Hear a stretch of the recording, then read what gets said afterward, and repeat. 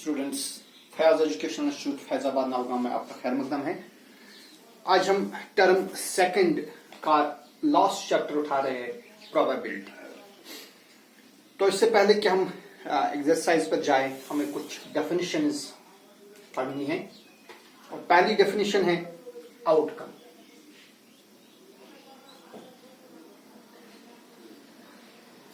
Outcome क्या होता है? देखिए बेटा, जब भी आप कोई एक्सपेरिमेंट करें तो वहां कोई रिजल्ट आएगा। जैसे फॉर एग्जांपल आपने एक कॉइन टॉस करी, मानिए आपके पास एक कॉइन है, आपने इस कॉइन को टॉस किया, तो आपके पास जो रिजल्ट आएगा वो क्या निकलेगा? या तो हेड निकलेगा या टेल निकलेगा।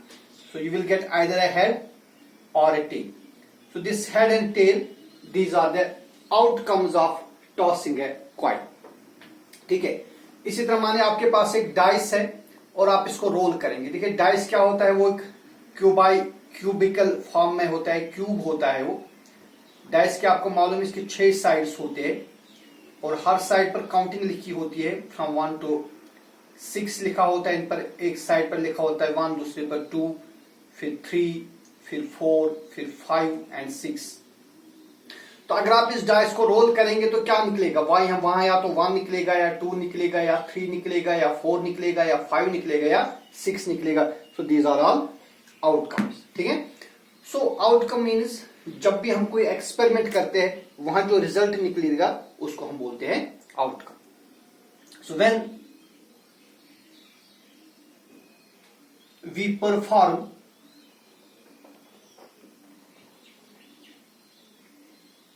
एन एक्सपेरिमेंट, जब भी हम कोई एक्सपेरिमेंट करते हैं तो वहां जो रिजल्ट निकलेगा उसको बोल देंगे outcome. The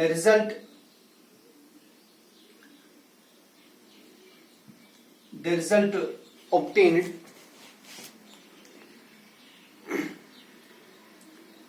or the result is called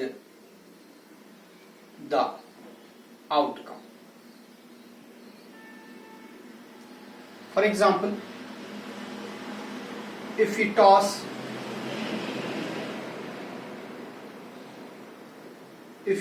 a coin, the outcomes are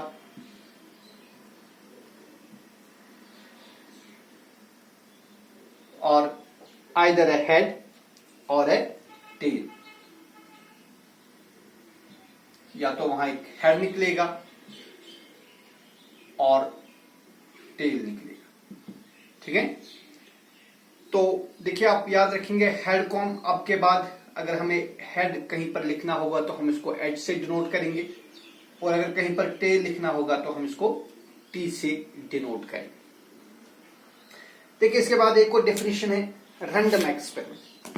देखिए बेटा, कुछ एक्सपेरिमेंट्स ऐसे होते हैं कि जहां हमें पता नहीं एडवांस में कि क्या होगा, रिजल्ट क्या आएगा। जैसे कोई साइंटिस्ट है, उसने कोई एक्सपेरिमेंट कर दिया, जब पहले उसने कोई एक्सपेरिमेंट कर दिया तो उसका रिजल्ट क्या आएगा शायद उसको मालूम नहीं होगा।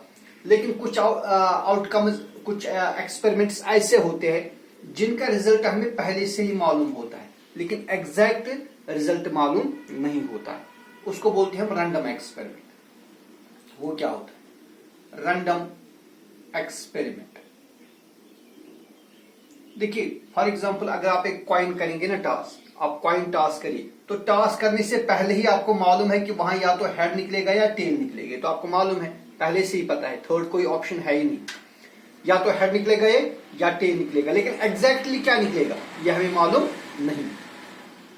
इसी तरह अगर आप एक डाइस को रोल करेंगे तो आपको मालूम है वहां 1 निकलेगा या 2 निकलेगा या 3 निकलेगा या 4 या 5 या 6। तो इनमें से कोई एक निकलेगा, है ना, लेकिन एग्जैक्टली कौन एक निकलेगा यह हमें मालूम नहीं। सो रैंडम एक्सपेरिमेंट हम कहते हैं कैसे एक्सपेरिमेंट को जिसमें हमें सारे जो पॉसिबल आउटकम्स वो हमें पहले से ही मालूम है, लेकिन एग्जैक्ट आउटकम क्या है वो हमें मालूम नहीं होता है। सो वी से an experiment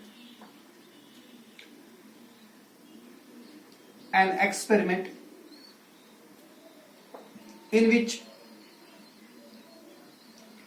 all the possible outcomes in which all the possible outcomes are known to us, in advance, but the exact outcome is not known.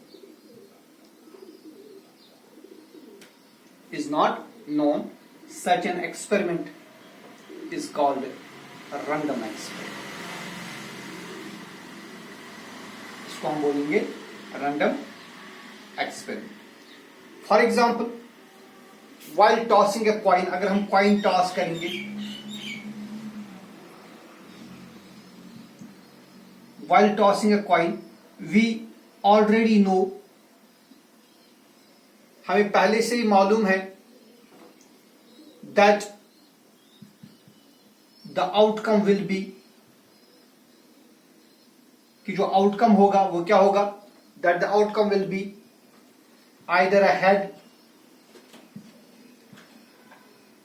or a tail, कि आउटकम या तो head होगा या tell होगा, लेकिन exactly क्या होगा वो हमें मालूम नहीं है. But what exactly the outcome is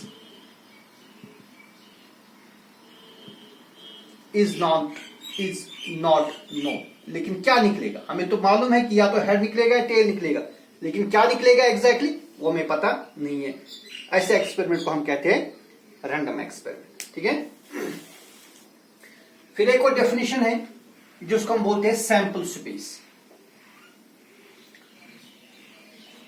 sample space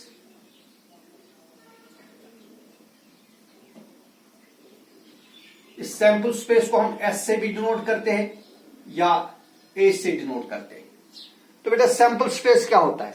देखिए अगर हम कोई एक्सपेरिमेंट करेंगे तो इसमें जितने भी पॉसिबल आउटकम्स होंगे, जितने भी आउटकम्स इसमें होंगे उसको हम बोलते हैं सैंपल स्पेस. ठीक है.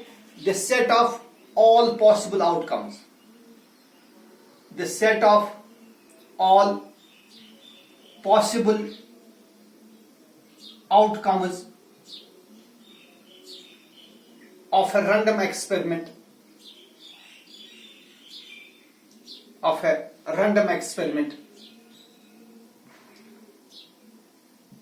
is called a sample space. तो बेटा कोई रैंडम एक्सपेरिमेंट होगा, इसके तमाम जो आउटकम्स है, जो इसके पॉसिबल आउटकम्स है, अगर हम उनका सेट बनाएंगे, that set is called an sample space. For example sample space of tossing a coin. अगर हम एक कॉइन को टॉस करेंगे तो क्या निकलेगा, या तो हेड निकलेगा या टेल निकलेगा. अगर हम इस हेड और टेल को इस तरह लिखेंगे ब्रैकेट्स में, लेकिन इन्हीं ब्रैकेट्स में अगर आप इस तरह लिखेंगे हेड कामा टेल, तो ये इसको हम सैंपल स्पेस नहीं बोलेंगे. हमें इस तरह लिखना है सेट फॉर्म में. इंशाल्लाह जब आप आगे पढ़ेंगे 11th में आप पढ़ेंगे सेट्स के बारे में, तो सेट नोटेशन में हमें कोई जो मेंबर होता है इस सेट का वो इस तरह के ब्रैकेट्स में रखना होता है, हेड और उसके बाद करना है कामा, फिर लिखेंगे टेल. इसको बोलेंगे हम सैंपल स्पेस. सो इसको हम डिनोट करेंगे एस. इसी तरह एक और एग्जांपल देंगे, sample space of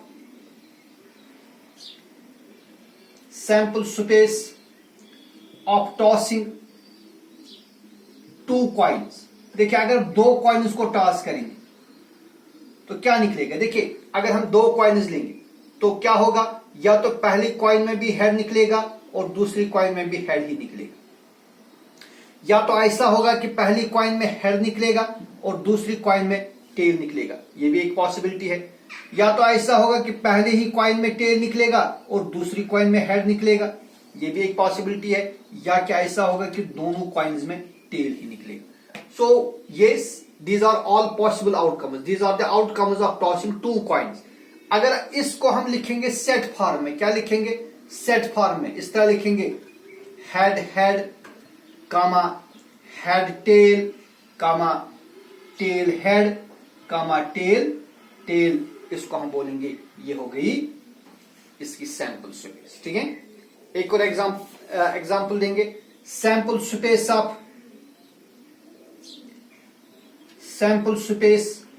of rolling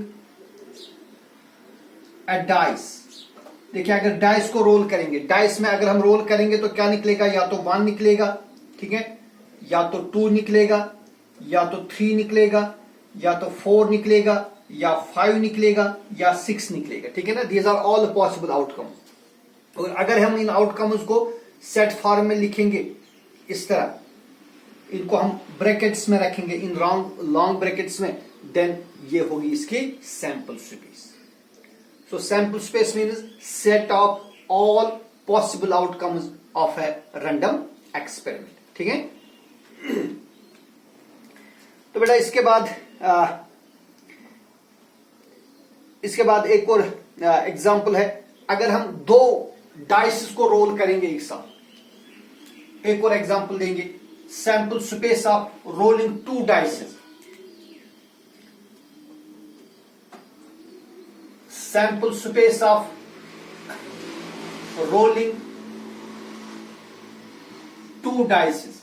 अगर 2 डाइसेस को हम एक साथ रोल करेंगे, देखिए या तो क्या होगा, या तो पहले में भी 1 निकलेगा और दूसरे में भी 1 निकलेगा, या तो ऐसा होगा कि पहले में 1 निकलेगा और दूसरे में 2 निकलेगा, या तो ऐसा होगा कि पहले में 1 और दूसरे में 3 निकलेगा।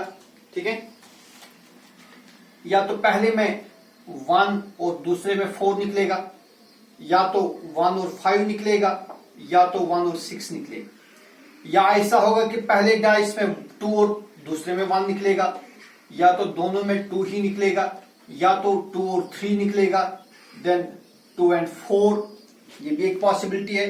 फिर 2 5, देन 2 6, इसी तरह 3 और 1 निकल सकता है, 3 और 2 निकल सकता है, 3 और 3 भी निकल सकता है, 3 4, 3 5, 3 6, देन 4 1, 4 2, 4 3,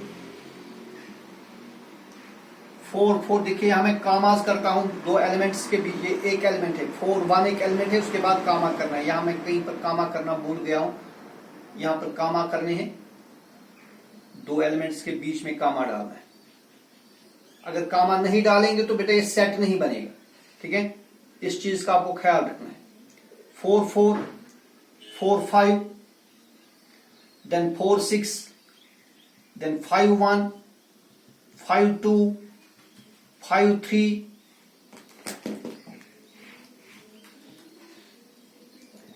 5 4, 5 5, 5 6, then 6 1, 6 2, 6 3, 6 4, 6 5, 6 6। तो these are all possible outcomes, है ना। इसको मैं ब्रैकेट्स में रख दूंगा, आप इसको लॉन्ग ब्रैकेट्स में रखेंगे, क्योंकि यहां पर मेरे पास जगह बहुत है तो मैंने इसको खुद के लिखा। तो आप कॉपी पर इसको नजदीक नजदीक लिखेंगे, 2 3 या ज्यादा से ज्यादा 4 लाइन्स में ये सैंपल स्पेस आ जाए। तो इसका जो सैंपल स्पेस बनेगा, 2 डाइस को रोल करने का जो सैंपल स्पेस है वो ये बनेगा। और इसमें कितने एलिमेंट्स है, इसमें 36। अगर आप इनको गिनेंगे ये सारे कितने आएंगे, ये 36 आएंगे। ठीक है, अब एक और इंपॉर्टेंट डेफिनेशन है, दैट्स इवेंट। देखिए बेटा अभी के सैंपल स्पेस बन गई, इस सैंपल स्पेस के किसी भी एक छोटे से हिस्से को हम कहेंगे इवेंट। देखिए मैं एक छोटा सा एक सैंपल स्पेस लूंगा, let's take sample space of rolling और टॉसिंग 2 कॉइन्स टुगेदर। देखिए अगर 2 कॉइन्स को मैं एक साथ टॉस करूं तो क्या निकलेगा, अभी हमने देखा या तो हेड और हेड निकलेगा, या तो हेड और टेल निकलेगा, या तो टेल और हेड निकलेगा, या तो टेल और टेल निकलेगा। अब बेटा एक सैंपल स्पेस है, इस सैंपल स्पेस के किसी भी एक हिस्से को, ठीक है, या इसके किसी भी सबसेट को, हमने अब देखा ये एक सेट है, अब इसका अगर आप एक सबसेट लेंगे, सबसेट मीन्स इसका कोई भी एक छोटा सा हिस्सा, कोई एक ऐसा हिस्सा लेंगे जो इसमें आ जाता, जो इसका पार्ट हो, उसको बोलेंगे हम सबसेट। तो उस सबसेट को हम बोलेंगे इवेंट। जैसे इसमें एक सबसेट, देखिए आप याद रखेंगे हर एक सबसेट का एक सबसेट होता है, that is called empty set. Every set has empty set is subset of every set. और एम्प्टी सेट को इसको हम डिनोट करते हैं ऐसे, फाई से, इसको बोलते हैं फाई, ठीक है। इसको नल सेट भी बोलते हैं, इसको वाइड सेट भी बोलते हैं, इसको एम्प्टी सेट भी बोलते हैं। ये इसका एक सबसेट है, ये याद रखना चाहिए। हर एक सेट का सबसेट होता है, ये जो void set, empty set, null set जिसको हम कहेंगे, ये इसका सबसेट होता है। फिर इसका एक और हिस्सा मैं ले सकता हूं।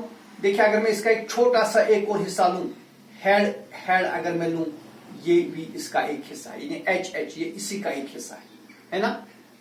अगर मैं एच टी लूं, हेड और टेल यानी ये वाला, ये भी इसका एक हिस्सा है।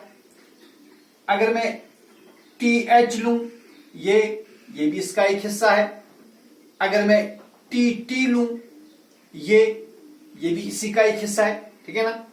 देखिए अगर मैं आप दो दो करके लूंगा, हेड हेड हेड टेल लूंगा, ये भी इस सेट का एक हिस्सा है।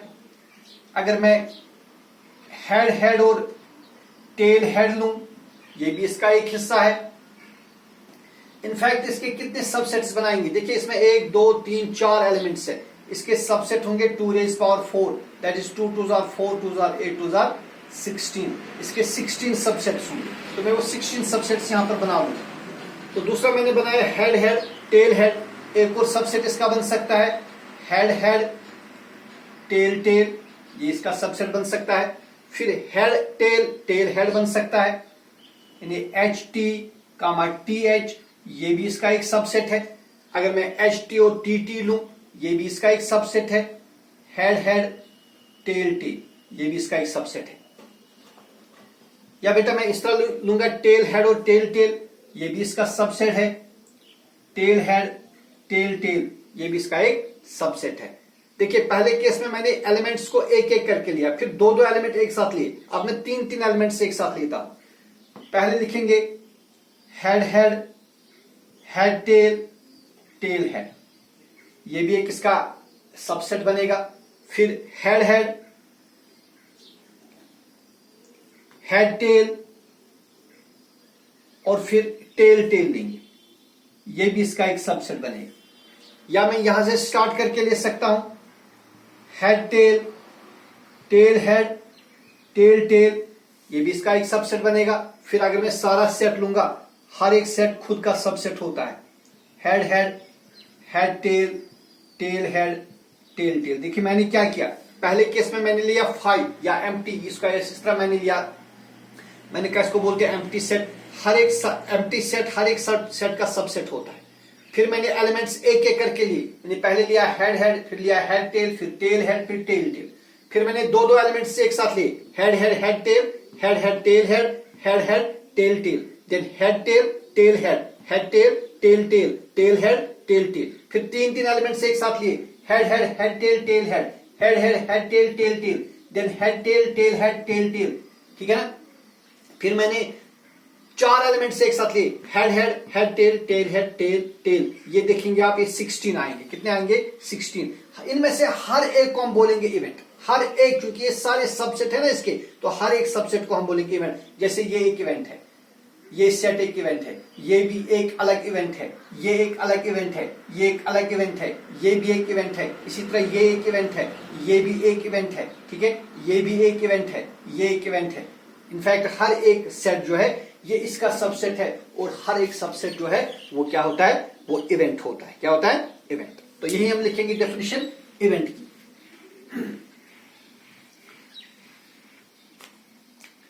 इवेंट, और इस इवेंट को हम रिप्रेजेंट और डिनोट करते हैं कैपिटल ई से। It is denoted by capital E, ठीक है। Any subset, any subset of a sample space or of a sample space is called an event. Sample space के किसी भी सबसेट को हम क्या बोलेंगे, इसको हम बोलेंगे हम इवेंट। अच्छा, एक इवेंट हर, जैसे अभी मैंने कहा कि हर सैंपल स्पेस का एक सबसेट होता है एम्प्टी सेट, ठीक है, उसको हम बोलेंगे impossible event. The impossible event is denoted by 5, इस तरह इसको बोलते हैं 5, ठीक है। जैसे फॉर एग्जांपल ये क्या होता है, देखिए अगर मैं एक कॉइन टॉस करूंगा, वहां क्या निकलेगा, या तो हेड निकलेगा या टेल निकलेगा, ठीक है। अब देखिए इसमें एक इम्पॉसिबल इवेंट, क्या ऐसा पॉसिबल है कि ना हेड निकलेगा ना टेल निकलेगा? इज देयर एनी पॉसिबिलिटी कि हम कॉइन टॉस करेंगे तो कॉइन जो है वो हॉरिजॉन्टल बैठेगी, सॉरी वर्टिकल बैठेगी? ऐसा नहीं है, ठीक है। तो इम्पॉसिबल इवेंट यानी ना हेड निकलेगा ना टेल निकलेगा, ऐसी पॉसिबिलिटी है ही नहीं, तो वो है इम्पॉसिबल इवेंट। उस इम्पॉसिबल इवेंट को हम डिनोट करते हैं इससे, इसको पढ़ते हैं हम 5। अच्छा जी, द इम्पॉसिबल इवेंट जो है इसको हम डिनोट करते हैं 5 से। For example, in tossing a coin, अगर हम एक कॉइन को टॉस करेंगे, ठीक है, द सैंपल स्पेस इज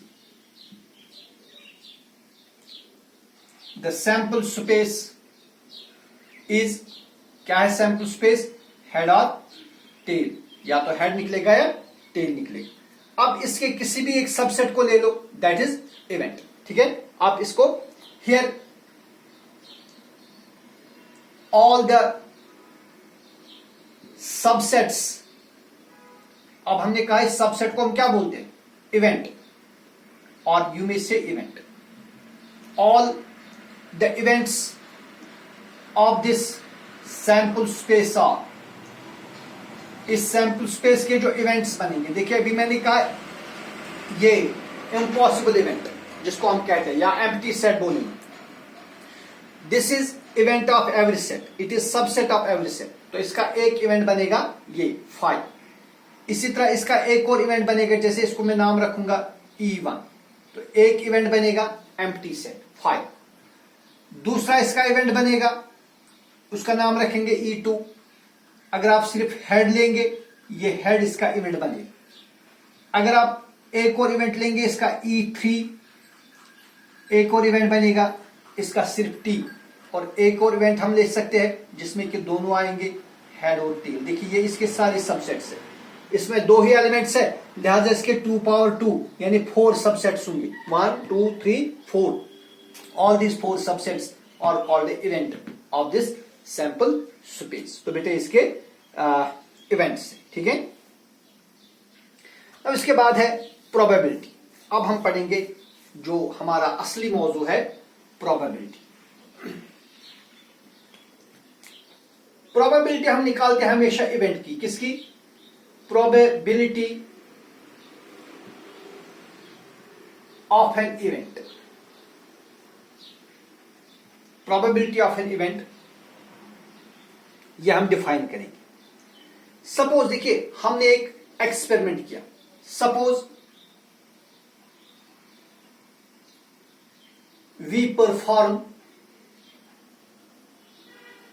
हमने परफॉर्म किया एन एक्सपेरिमेंट। देखिए बेटा, हम प्रोबेबिलिटी के डेफिनेशन पढ़ रहे हैं, तो हमने सपोज किया हमने एक एक्सपेरिमेंट किया, ठीक है, 1 बार 2 बार 3 बार, in general n times. Suppose we perform an experiment n times. कितनी बार किया? हमने कोई एक्सपेरिमेंट किया, मानिए कॉइन हमने टॉस की 1 बार 2 बार 3 बार 5 बार 10 बार, है ना। एक डाइस हमने रोल किया 1 बार या 2 बार या 3 बार, ठीक है। तो हमने एक एक्सपेरिमेंट किया for example n times, and find that, और हमें मालूम हुआ, और हमें यह मालूम हुआ that f times out of n, जैसे मानिए हमने एक एक्सपेरिमेंट किया 5 बार और हमें मालूम चला कि 5 में से 2 बार ऐसा हुआ कि कोई इवेंट आ गया, and we find that f times the event E हमें मालूम हुआ कि कोई इवेंट ई है, ये इवेंट ई ऑकर हुआ, the event E occurs, suppose it occurred, then the ratio, अब अगर हम रेशो लेंगे, कौन सा रेशो, F/N, वो क्या हो गया, से फॉर एग्जांपल आपने एक एक्सपेरिमेंट किया, माने आपने एक कॉइन टॉस की 2 बार, ठीक है, आपने 2 बार एक कॉइन टॉस की, और बेटा देखिए वहां आपको मालूम चला कि हेड, ये इसका एक क्या है, ये इसका एक इवेंट है, ठीक है, ये एक बार हो गया, out of 2 it happened once, so the ratio 1/2, it is called the probability of this event. इसी तरह मैंने कहा हमने कोई एक्सपेरिमेंट किया n टाइम और हमें मालूम चला कि कोई इवेंट f है, इट ऑकर्ड, ठीक है, कोई इवेंट ऑकर हुआ कितनी बार, f बार, तो द रेशो F/N, इस रेशो को हम कहते हैं relative frequency, then the ratio F/N is called the relative frequency. क्या बोलते हैं इसको, याद रखिएगा, इसको बोलते हैं relative frequency, it is called relative frequency, ठीक है। अब देखिए जो n है ना, n का वैल्यू जितना जितना बड़ा होता जाएगा, ये n जितना बड़ा होता जाएगा, जैसे फॉर एग्जांपल देखिए 1/2 ये एक छोटा नंबर है ना, इट इज 0.5, लेकिन अगर आप यहां डिनोमिनेटर बढ़ाते जाएंगे, फॉर एग्जांपल आप लिखेंगे 1/10, 1/2 से छोटा होता जाएगा, आप लिखेंगे 1/100, 1/10 से भी छोटा है, आप लिखेंगे 1/1 लाख, 1/10 से छोटा है, 1/2 से छोटा है, जो डिनोमिनेटर जितना बड़ा होता जाएगा, ये जो रेशो है ये इतना कम होता जाएगा, ठीक है। As n becomes larger and larger, जितना जितना आप n का वैल्यू बढ़ाते चले जाएंगे, ठीक है, ये जो रिलेटिव फ्रीक्वेंसी है, द रिलेटिव फ्रीक्वेंसी यानी F/N, द रिलेटिव फ्रीक्वेंसी ये छोटी चली जाएगी, ठीक है, इट स्टेबलाइज, यानी ये छोटी होती जाएगी, इट स्टेबलाइजेस, ठीक है, ST है, it stabilises round a fixed number, it stabilises round a fixed number, से फॉर एग्जांपल उस फिक्स्ड नंबर का हम नाम रखेंगे P, क्या रखेंगे नाम, P, देन ये जो P है, P is called the probability, P is called the probability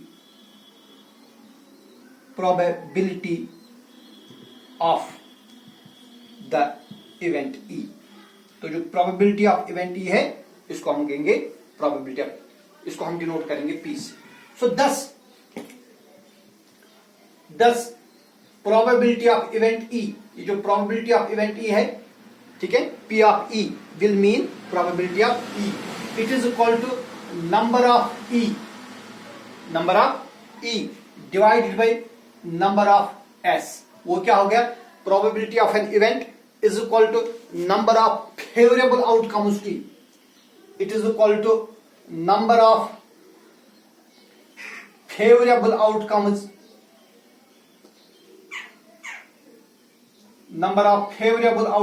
to E divided by number of, या जिसको हम बोलेंगे number of events in A or total number of outcomes divided by number of elements in sample space S. So probability of an E is equal to number of favorable outcomes to E divided by number of elements in S, or we say number of favorable outcomes to E divided by total number of outcomes in the sample space S, इसको हम बोलते हैं probability, ठीक है। तो इसमें अब हम चलेंगे एक्सरसाइज पर, जो हमारी इसमें एक्सरसाइज है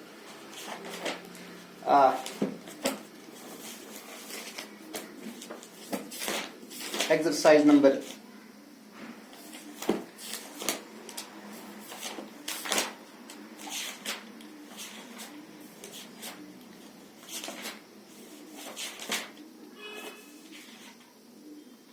जी बेटा एक्सरसाइज नंबर 15.1 आसान से क्वेश्चंस हैं, कुछ मैं दिखाऊंगा और अक्सर क्वेश्चंस आप इसमें खुद ही करेंगे। एक्सरसाइज 15.1 है। इन ए क्रिकेट मैच, देखिए बेटा क्रिकेट मैच चल रहा है। इस क्रिकेट मैच में एक खातून खिलाड़ी है जो 30 बॉल्स का सामना करती है। 30 बॉल्स ये खेलती है और 30 बॉल्स में से 6 बार ये बाउंड्री लगाती है। ठीक है। In a cricket match a batswoman hits a boundary 6 times out of 30 balls. She plays find a probability she did not hit a boundary. देखिए खातून है, ये कितनी बॉल्स खेलती है, नंबर ऑफ बॉल्स प्लेड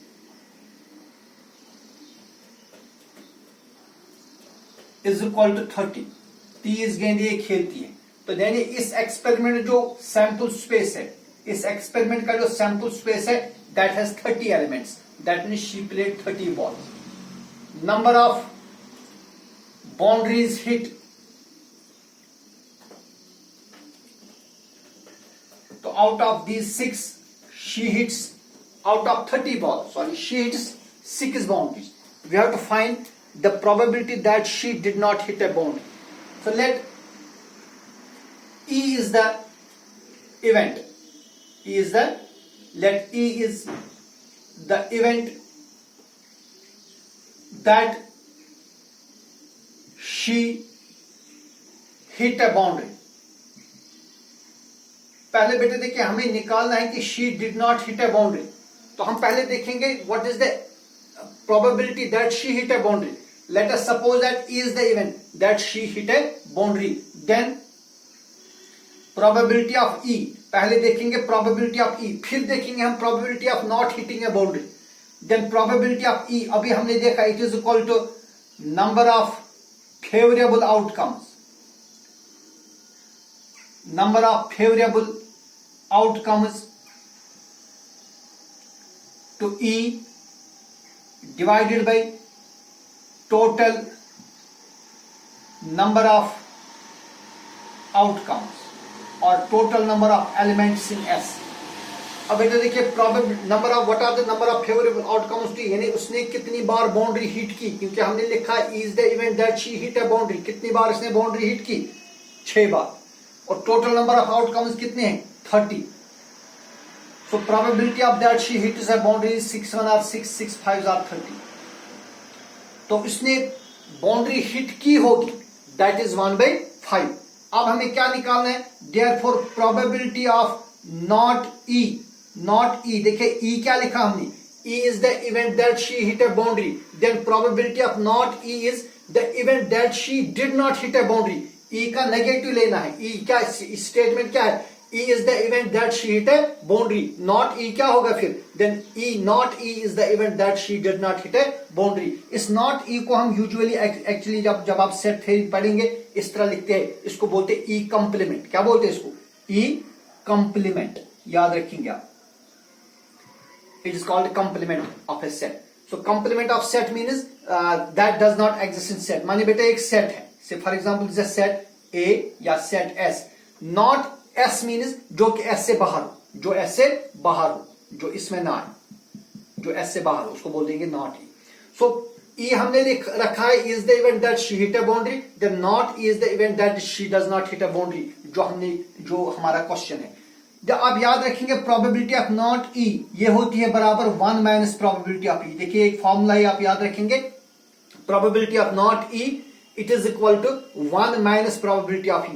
ये आप नोट रखेंगे फॉर्मूला, इंपॉर्टेंट फॉर्मूला है, अक्सर ये पूछी जाती है as an objective. Probability of not E is equal to 1 minus probability of E. ठीक है, इसको आप नोट करके रखेंगे. So this implies probability of not E is equal to 1 minus, अब हमने देखा probability of E is 1/5, so it is 1 minus 1/5. इसको मल्टीप्लाई करिए, 5 और 1 को क्रॉस मल्टीप्लाई करिए, 5 1s are 5 minus 1 divided by 5, 5 minus 1 is 4/5. Hence probability of not E is 4/5. Probability that she did not hit a boundary is 4/5. इसके बाद एक और question है, 1500 families with 2 children wire select randomly and following data wire record. देखिए बेटा, एक सर्वे की गई, ठीक है, इस सर्वे में चूज की गई 1500 फैमिलीज, ऐसी फैमिलीज जहां 2 बच्चे, रैंडमली ऐसी फैमिलीज चूज की गई और यह पाया गया कि इन 1500 फैमिलीज में से 475 फैमिलीज, आपकी बुक पर क्वेश्चन लिखा है, आप वहां से देखेंगे, 475 फैमिलीज ऐसी है जहां 2 गर्ल्स है, where there are 2 girl child. 814 families ऐसी है जहां पर 2 में से 1 गर्ल चाइल्ड है तो दूसरा फिर बॉय होगा, यानी एक ही लड़की है। और 0 फैमिली ऐसी है, सॉरी 211 फैमिलीज ऐसी है जहां कोई गर्ल है ही नहीं। 475 फैमिलीज में 2 गर्ल्स है, 814 फैमिलीज में 1 गर्ल है और 211 फैमिलीज में ऐसा कि जहां दोनों बच्चे क्या है, वो लड़के हैं, वहां लड़की नहीं। Now compute the probability of a family chosen at random having 2 girls. अब हमें बताना कि ऐसी फैमिलीज जहां 2 गर्ल्स है, जहां एक ही गर्ल है, जहां कोई गर्ल नहीं है, फिर इन प्रोबेबिलिटीज का हमें सम करना है। तो हम यहां पर 3 इवेंट्स लिखेंगे। Let E1 is the event. चलिए सबसे पहले हम देखेंगे नंबर ऑफ फैमिलीज कितनी। नंबर ऑफ फैमिलीज सर्वे, जितने फैमिलीज में सर्वे की गई, तो ये 1500 फैमिलीज है। Now let E1 is the event that the family chosen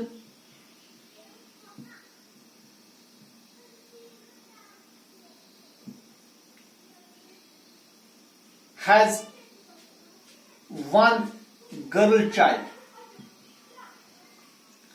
Then probability of E1, देखिए बेटा कितनी फैमिलीज ऐसी, प्रोबेबिलिटी ऑफ E1 अभी हमने देखा, क्या लिखेंगे, number of favourable outcomes,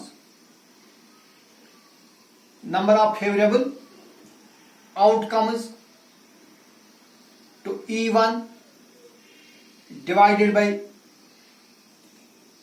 total number of outcomes. तो पहले देखेंगे E1 हमने क्या रखा, E1 is the event that family chosen has 1 girl child. तो हम देखेंगे कितनी फैमिलीज ऐसी है जहां पर, चले पहले हमें 1 नहीं लिखना है बल्कि 2 लिखना है। E1 is the event that family chosen has not 1 but 2 girl childs. 2 पहले हमें लिखना है। Compute the probability of family chosen at random having 2 girl. Then probability of E1 is number of favourable outcomes to E1 by total number of outcomes. अब बेटा E1 में कितने outcomes है, यानी कितनी फैमिलीज है जहां पर 2 लड़कियां, ऐसी फैमिलीज अगर आप देखेंगे अपनी बुक पर, ऐसी फैमिलीज है 475, ठीक है।